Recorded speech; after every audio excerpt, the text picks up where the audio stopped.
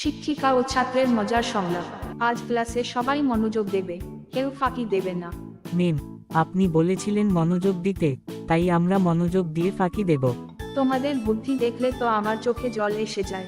Ma'am, কান্না করবেন না, আমরা টিস্যু নিয়ে এসেছি।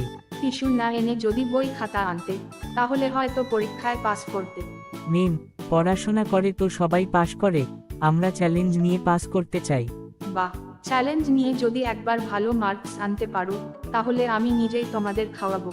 তাহলে ম্যাম, আমরা কম মার্কস পাওয়ার চ্যালেঞ্জ নিলে কি আমাদেরও খাওয়াবেন?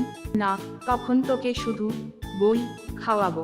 ম্যাম, আপনি তো দারুণ কৌতুক করতে পারেন। আপনি ক্লাসের বাইরে স্ট্যান্ড আপ কমেডি করলেও চলবে। আর তুমি যদি একটু পড়াশোনা করতে, তাহলে স্ট্যান্ড আপ না, সিট ডাউন পরীক্ষা দিতে পারতে। ম্যাম, পড়াশোনা আমাদের মাথায় ধরে না। মাথায় ধরানোর জন্যই তো আমি আছি। ম্যাম, তাহলে কি আপনি আমাদের মাথার ডাক্তার? হ্যাঁ, কারণ তোমাদের মাথায় পড়াশোনা ঢোকানো আসলেই কঠিন একটা চিকিৎসা। ম্যাম, তাহলে আমাদের সিটি স্ক্যান করতে হবে। হ্যাঁ, স্ক্যান করলে দেখা যাবে মস্তিষ্কের 99% জায়গা ফাঁকা, আর 1% জায়গায় ফেসবুক আর গেম। ম্যাম, তাহলে পরীক্ষার হলে তো আমাদের মাথায় উত্তর আপলোড করা উচিত। হ্যাঁ, কিন্তু দুঃখের বিষয় তোমাদের মস্তিষ্কের ইন্টারনেট কানেকশন সবসময় লো স্পিড। ম্যাম, তাহলে আমাদেরও কি রাউটার লাগবে?